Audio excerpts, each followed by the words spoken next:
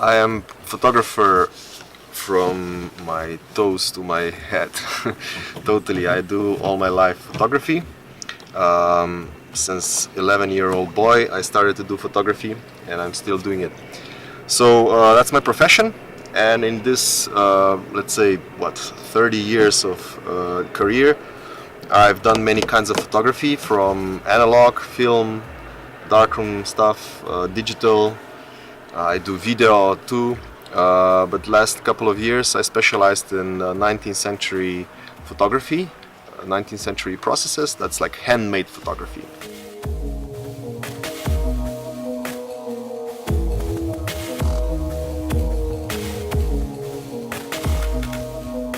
Yeah, I have quite a lot of books.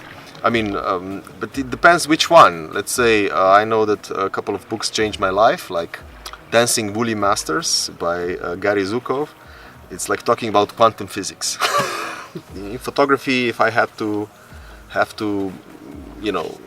highlight only one, I would go for dialogue with photography. I have studied in Prague.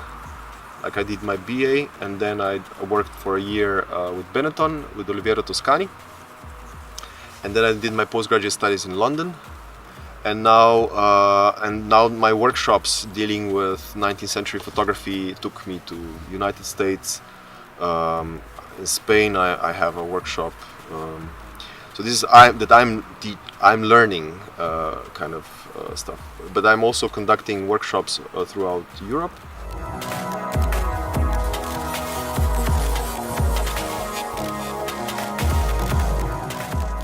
Well, when I was 10 years old, I burned myself with gasoline, like really severely.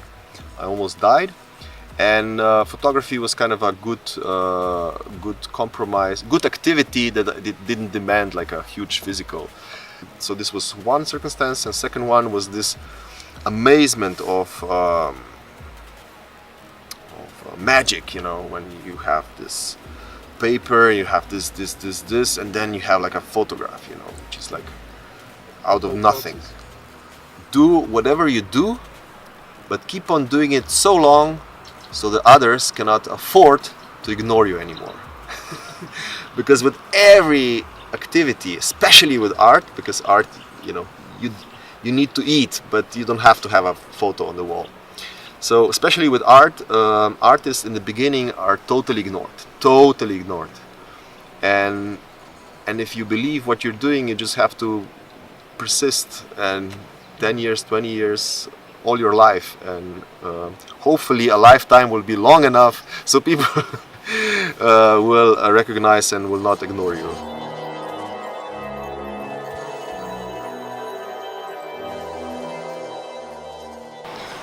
For me, it's very interesting because I, as a child, I was swimming here a zillion times.